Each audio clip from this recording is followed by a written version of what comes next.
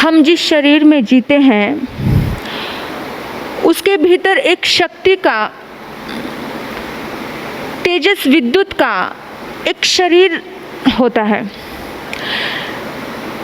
यह शरीर जैसा होता है वैसा हमारा आचार होता है, वैसा हमारा व्यवहार होता है, वैसा ही हम फील करते हैं।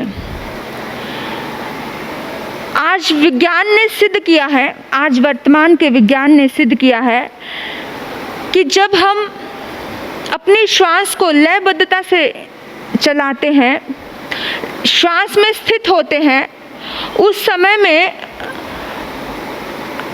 हमारा हर श्वास मस्तिष्क पर सीधा प्रभाव डालता है। हमारा हर श्वास मस्तिष्क पर सीधा प्रभाव डालता है, और जब मस्तिष्क पर प्रभाव आता है तब उस श्वास के माध्यम से मस्तिष्क से एक अल्फा तरंगे निकलती हैं। अल्फा तरंगे, वो तरंगे हमारे मन को, हमारे मस्तिष्क को बहुत शांत करती हैं, क्योंकि श्वास लयबद्ध है और अपने आप ही मन समाधि में जाने लगता है। आत्मा निर्विचार होने लगती है, अपने आप ही मतलब बड़ा अच्छा फील होने लगता है। जो उल्फा तरंगे हैं, जो उल्फा तरंगे एक विशेष महत्व देती हैं, और वो तरंगे मन को शांत करती है, सुकून से भर देती है। कब भरती है? जब हमारा श्वास लयबद्ध होता है। तो हमें अपने श्वास के ऊपर काम करना है, श्वास को देखना है। श्वास के साथ हमारी वो प्राण शक्ति, प्राण तत्व हमारे हाथों में उतरते हैं, हमारी आँखों में उतरते हैं। श्वास का मस्तिष्क का संबंध है। श्वास लयबद्ध होगी तो मस्तिष्क शांत होगा। आपने देखा होगा बहुत बार, जब व्यक्ति क्रोधी होता है तो उसकी सांसें बहुत तेज हो जाती हैं। जब कोई व्यक्ति भोगी होता है, वासना से ग्रस्त होता है, तो भी उसकी सांसें बहुत तेज हो जाती है। यानी जब जब भी व्यक्ति नेगेटिविटी में जाता है तो उसकी सांसें तेज हो जाती हैं, और जब जब भी व्यक्ति शांत स्वभाव में रमण करता है, पॉजिटिविटी में रमण करता है, तो उसकी श्वासें अपने आप ही एकदम लयबद्धता से चलती है। जितने भी बड़े बड़े ऋषि मुनि हुए, उन्होंने अपनी श्वास को बहुत साधा, बहुत साधा। जो आत्मा अपने श्वास को साधती है और श्वास का प्रभाव उसके मस्तिष्क पे पड़ता है, और मस्तिष्क का प्रभाव वो प्राण तत्व सबसे अधिक उस समय में हमारी आँखों में और हमारे हाथों की उंगलियों में बहते हैं। जब हमारी श्वास लयबद्ध होती है तो एक विशेष प्रकार के तत्व हमारी बॉडी में उत्पन्न होते हैं। आपने बहुत बार सुना होगा कि कोई ऋषि मुनि हुए, किसी का ध्यान भंग कर दिया गया, और उसके जो प्राण तत्व सबसे अधिक उसकी आंखों में आए हुए थे, और उसने जैसे ही आंखें खोली, क्रोध में आंखें खोली, क्योंकि सारा तत्व नेगेटिव हो गया। ऊर्जा तो थी, क्रोध में आंखें खोली तो क्या हो गया? वो भस्म हो गया। बहुत बार हम सुनते हैं, ऋषि मुनियों से सुनते हैं हम कि वो अपने हाथ में पानी लेते हैं और कहते हैं, कभी किसी का अपमान किया, कुछ किया तो एक अभिशाप दे देते कि जा तू। वो सारा प्राण तत्व नेगेटिव रूप में सामने वाले के पास पहुंचा दिया, और क्या हो गया? नेगेटिविटी बढ़ गई। लेकिन जब ये प्राण ऊर्जा सकारात्मक रूप से हम यूज करते हैं, क्योंकि सारी ऊर्जा के दो रूप है, एक नेगेटिव रूप है और एक पॉजिटिव रूप है। जब ये प्राण तत्व हमारा सकारात्मक होकर हमारा ऊर्जा का काम करता है, जब हम मन से, मस्तिष्क से, श्वास से शांत होकर काम करते हैं, तो आपको याद दिला दूं कितना बड़ा चमत्कार घटित हो सकता है। हमारी आँखों में आँखें बंद करने से एक विशेष प्रकार की ऊर्जा उत्पन्न होती है, और वो ऊर्जा इंसान को इतनी ताकत देती है, इतनी ताकत। याद करो आप गंधारी को, महाभारत में गंधारी के पात्र से आप परिचित हो। गंधारी ने आँखों पर पट्टी बांधी थी, क्योंकि उसका पति देख नहीं पाता था। उसका पति देख नहीं सकता, इसलिए उसने आँखों पर पट्टी बांध ली। उसकी श्रद्धा थी, उसकी शील व्रत की निष्ठा थी, पतिव्रता व्रता वो नारी थी, उसने अपनी आत्मा को लयबद्धता से अपने श्वासों को जिया, बहुत शांतता से वो जीवन में जीती रही। और उसके शील व्रत का वो चमत्कार देखिए आप कि आज मुसीबत पड़ी है उनके ही बच्चों के ऊपर, दुर्योधन के ऊपर। और जब वो दुर्योधन महर्षि वेदव्यास के पास जाता है और वो कहता है कि मुझे बचा लेना, तो महर्षि वेदव्यास कहते हैं इस दुनिया में अगर कोई तुझे बचा सकता है तो सिर्फ तेरी माँ है। क्या हमें ही नहीं पता होता कि हमारे माँ बाप की ताकत, हमारे माँ बाप की ऊर्जा का। दुर्योधन को नहीं पता था उसकी ताकत का, और उसने कहा मेरी माँ कैसे बचा सकती है, वो तो खुद ही पट्टी बांध कर बैठी है, उसकी आंखों पे तो पट्टी बंधी हुई है, वो क्या करेगी। बिना वो पट्टी ही तो राज है। उस पट्टी में प्राण तत्व सबसे अधिक उभर के आया है। उसकी पट्टी में एक ऐसी ऊर्जा, ऐसी उसकी आंखों में एक विशेष प्रकार की तिरंगे पैदा हो गई हैं, और वो तरंगे जब तेरे बॉडी पर पड़ेंगी, वो तरंगे तुझे वज्र का कर देंगी। माँ के पास गया, माँ सिर्फ एक तू बचा सकती है मुझे बचा ले माँ, तू एक बार मुझे बचा ले। तो माँ को पता था उसकी आंखों में वो ताकत है, वो शक्ति है, वो तरंगे इकट्ठी हो गई। इतने सालों से उसकी माँ ने आंखें बंद की और आंखें बंद करके वो साधना प्रकट हो गई। हम मेडिटेशन करते हैं ना, मेडिटेशन जितना कोई व्यक्ति आंखें बंद करके साधना में उतरता है, मेडिटेशन करता है, एक विशेष प्रकार की ऊर्जा उसके भीतर में आ जाती है। उसकी आंखों में और उसके हाथों में हम आशीर्वाद मांगते हैं, आशीर्वाद हाथ से दिया जाता है ना, तो ये उंगलियों में एक विशेष तरंगे उत्पन्न हो जाती हैं। इन आँखों में कहते ना गुरु की नज़र, महरे नज़र। महरे नज़र क्यों कहते हैं? क्योंकि विशेष प्रकार की नज़र, उस नज़र में ऐसे विशेष शक्ति, महरे नज़र, वो विशेष महर करने वाली नज़र हो जाती है। तो उसकी माँ में वो शक्ति थी। जिस पल, जिस क्षण में वो आए वहाँ पर और उसने कहा माँ मेरे ऊपर कृपा करना, तो माँ ने कहा बेटा तू एक काम करना, तू पूरा नग्न होकर के मेरे सामने आना, मैं अमुक समय में अपनी साधना के दौरान अपनी पट्टी खोलूँगी और पट्टी खोलने के बाद मैं तुझे देखूँगी। उसने कहा ठीक है माँ, कल सुबह 5 बजे मैं तेरे पास आ जाऊँगा। सुबह सुबह जा रहे थे माँ की याद में, और दुर्योधन और बीच में श्री कृष्ण आ गए। श्री कृष्ण को पता था गंधारी की शक्ति के बारे में। श्री कृष्ण ने कहा कहाँ जा रहे हो दुर्योधन इस अवस्था में, और इस तरह से बीच में रोक दिया। बोला माँ के दर्शन करने जा रहा हूँ। हो इतना बड़ा, और तू इस तरह से माँ के दर्शन करने जाएगा नग्न? फिर भी दुनिया और समाज क्या कहेगी? ऐसे जाना शोभा नहीं देता तुझे, अब तू बच्चा नहीं रहा है, कुछ पत्ते बांध ले। जंघा पे कुछ पत्ते बांध लिए गए, गया माँ के पास, माँ को प्रणाम किया, निवेदन किया माँ आप मुझे शक्ति प्रदान करो, अपनी विशेष प्रकार की तरंगे जो आपके भीतर में शील व्रत के कारण आ गई हैं, आपकी साधना की वजह से, आपका मन, आपका श्वास, आपका मस्तिष्क जो लयबद्धता से चलता है उसकी वजह से आप मुझे वो ऊर्जा से भर दीजिए। गंधारी ने पट्टी खोल दी।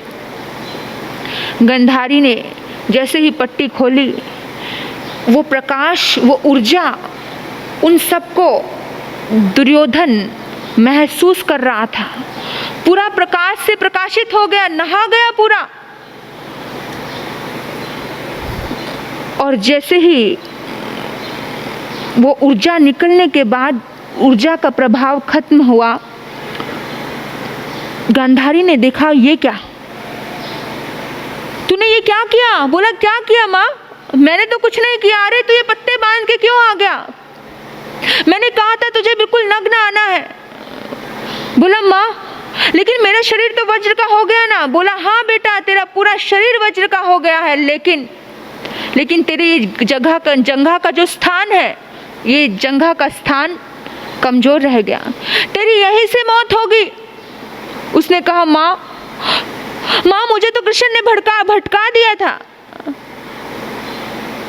आप समझिए,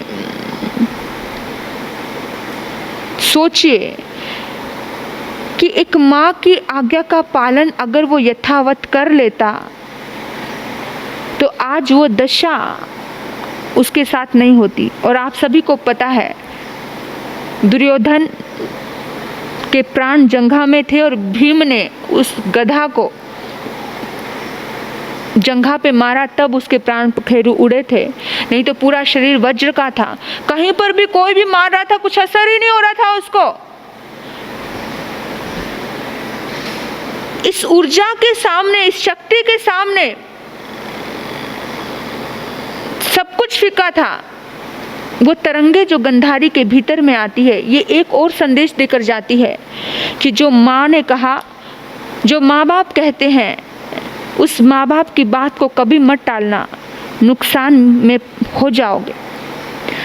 क्योंकि माँ बाप जो आशीर्वाद से भरकर, जो प्रेम से भरकर तुम्हारे लिए कुछ अच्छे वाक्य निकालते हैं, तुम्हारे लिए जो फिक्र करते हैं, वो ऊर्जा बहुत ज़्यादा काम करती है। इतनी काम करती है कि हम सोच भी नहीं सकते। लेकिन अगर हम माँ बाप की बात को टाल देते हैं, माँ बाप की बात को नकार देते हैं और हम दोस्तों की बात मान लेते हैं, किसी और की बात मान लेते हैं। दुर्योधन ने तो श्री कृष्ण की बात मानी थी तो भी गलत सिद्ध हो गई। दुर्योधन ने अपनी माँ की बात छोड़ करके श्री कृष्ण की मानी थी तो भी गलत सिद्ध हो गई, उल्टा पड़ गया उसके ऊपर। क्यों? क्योंकि माँ की बात नहीं मानी। जब हम किसी अच्छा व्यक्ति जो हमारे लिए पवित्र सोच रहा है, अच्छा सोच रहा है, सही सोच रहा है, इससे हमें एक शिक्षा लेनी है। हम अपने दोस्तों की बात बहुत जल्दी मान लेते हैं, लेकिन अपने माँ बाप, अपनी माँ अगर हमें 10 बार कुछ अच्छे वाक्य बोलती है, अच्छी चीज़ें सिखाती है, उसकी बातें हम नहीं मान पाते, जल्दी से नहीं मानते ना। हमें सोचना है कि जब हम जो पावरफुल एनर्जी से भरा होता है, हमारे लिए जो शुद्ध और सात्विक विचारों से भरा होता है, कितना बड़ा चमत्कार घटित हो सकता है। उस नज़रों में भी एक बार सुबह उठकर आंखें बंद किए सबसे पहले अपनी माँ के दर्शन करना, आंखें खोल करके सबसे पहले आंखें बंद करके अपने माँ के पास जाना और कहना, माँ मुझे अपने दर्शन दे दो। और माँ की आंखों में जो वात्सल्य है उसको देखना, वो वात्सल्य आपको एक कवच का रूप बनाएगा, क्योंकि शक्ति है। श्वास के साथ उतर जाने वाला जो प्राण तत्व सबसे अधिक इसमें होता है, आंखों में होता है। याद रखना, श्वास के साथ उतर जाने वाला जो प्राण तत्व है वो सबसे ज़्यादा आंखों में होता है, उसके बाद हाथ में होता है, उसके बाद पैर के अंगूठे में होता है। तो जब भी हम किसी को प्रणाम करते हैं तो पैर के अंगूठे को टच करते हैं। आजकल तो प्रणाम के रूप भी बदल गए हैं। प्रणाम कैसे करते हैं आजकल? खड़े खड़े पैर घुटने को छूते हैं। तो कैसे एनर्जी मिलेगी, शक्ति कैसे मिलेगी, ताकत कैसे मिलेगी? वो प्राण तत्व हम सामने वाले की वाइब्रेशन लेते भी हैं और देते भी हैं। सामने वाले के विचार हमारे ऊपर अटैक कर सकते हैं, अच्छे विचार हो या बुरे विचार हो। अगर किसी सात्विक व्यक्ति के पास जाओ, किसी संत के चरणों में जाओ, या माँ के चरण छुओ, या अपने से कोई बुजुर्ग व्यक्तित्व आपके आमने सामने है, एनर्जी से भरा हुआ वो है, तो उसके पैर के अंगूठे पर अपना मस्तक लगाना, उसकी एनर्जी आपके पास आ जाएगी। क्योंकि सबसे ज़्यादा प्राण तत्व हमारे शरीर के नुकीले हिस्सों में होते हैं, जो हमें एनर्जी से भरते हैं, हमें सात्विक एनर्जी से भरते हैं। तो सबसे पहले उठ करके प्रणाम करो अपने बुजुर्गों का।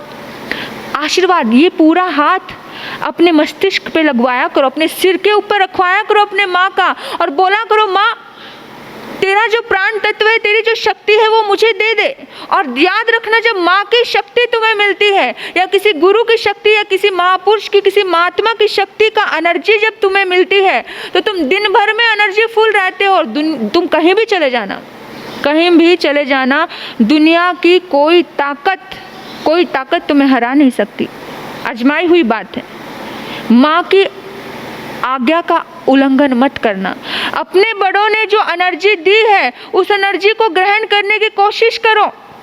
और हमारे आसपास कितने लोग अच्छे लोग हैं, सात्विक लोग हैं। आप देखो, हर व्यक्ति पॉजिटिव लोगों के पास बैठना उठना पसंद करता है, अच्छे लोगों के पास रहना पसंद करता है, उनके साथ बैठने में सौभाग्य मानता है, उनके ओरा में, उनके आभा मंडल में, क्योंकि उसे पता है कि इसे ये प्राण शक्ति को जगा करके, ये उंगलियों को टच करके या पैरों को छू करके या किसी की आंखों में आंखें डाल करके देखने से वो एनर्जी मुझे मिलती है। जब मैं भगवान के द्वार पे जाता हूँ, तो मैं किसी मंदिर में जाता हूँ, किसी परमात्मा के दर्शन करता हूँ, तो एक विशेष प्रकार की हम एनर्जी फील करते हैं, क्योंकि वहाँ का ओरा, वहाँ का आभा मंडल बहुत ज़्यादा सुपर होता है। तो इस सब चीज़ों को पा करके, इसे जगा करके हम मैन से सुपरमैन बन सकते हैं। सुपरमैन तक की यात्रा हम कर सकते हैं। तो इस बात का ध्यान रखना, विशेष रूप से हमारे बॉडी के नुकीले हिस्सों में विशेष प्रकार की एनर्जी होती है। वो एनर्जी आपको ग्रहण भी करनी है। कैसे ग्रहण करनी है? कभी भी अपने हाथों को ऐसे करके नहीं बैठना, नीचे की तरफ नहीं, ऐसे ज्ञान मुद्रा में बैठो, कुछ अच्छी मुद्रा में बैठो, ऐसे बैठो, ऐसे बैठो, लेकिन नीचे लटका करके हाथों को नहीं बैठना। कभी भी हम बैठते हैं, अपनी ऊर्जा को, नेगेटिविटी को इतना ख़त्म कर देते हैं। अगर हमारे भीतर में अच्छे विचार चल रहे हैं, अगर हम ध्यान कर रहे हैं, मेडिटेशन कर रहे हैं, तो ध्यान से, मेडिटेशन से एक विशेष प्रकार की एनर्जी हमें मिलती है, क्योंकि हम पवित्रता से गुजर रहे होते हैं, अच्छे विचारों से गुजर रहे होते हैं। तो हमें ऐसे बैठना है, आंखें बंद करके बैठना है और गर्म आसन पर बैठना है। हमेशा गर्म आसन पे। हम कभी भी आते हैं, जमीन पे बैठ जाते हैं। पृथ्वी में गुरुत्वाकर्षण है, वो सब कुछ अपने अंदर समेट लेती है। तो अगर आप कुछ अच्छा कर्म कर रहे हो, अच्छी विचारधाराएं कर रहे हो, अच्छा कुछ सात्विक कुछ एनर्जी ग्रहण कर रहे हो आप, तो वो एनर्जी पूरी पृथ्वी में जा रही है। तो जब भी कुछ आप ध्यान करो, मेडिटेशन करो, अच्छे विचार करो, तो किसी आसन पे बैठो, ताकि वो आसन में एक आपका समायिक का एक विशेष प्रकार से एक आसन होना चाहिए। आपकी साधना का, आपका मेडिटेशन का एक आसन रखो। जब कुछ अच्छे विचार रखो आप, तो उस आसन पे बैठ के करो। आपका एक आसन होना चाहिए। ऐसे नहीं आज यहाँ बैठ, आज वहाँ बैठ गए, धरती पे बैठ गए, खुले ऐसे ही बैठ गए। धरती अपने अंदर सोख लेती है। आप कोई भी चीज़ ऊपर फेंकोगे, धरती नीचे ले लेती है। तो हमारे भीतर में कुछ भी चीज़, अगर अच्छी चीज़ें हैं, वो नीचे हमको वेस्ट नहीं करनी है। उसको, ऊर्जा को हमें अंदर लेकर जाना है। तो उस ऊर्जा का हमारे भीतर में बहुत प्रभाव पड़ता है। भीतर क्यों नहीं, विचारों की ऊर्जा का, जो नेगेटिव ऊर्जा है, उस नेगेटिव ऊर्जा से बचो और सात्विक ऊर्जा से भरो। और सात्विक ऊर्जा का इतना ज़्यादा प्रभाव है कि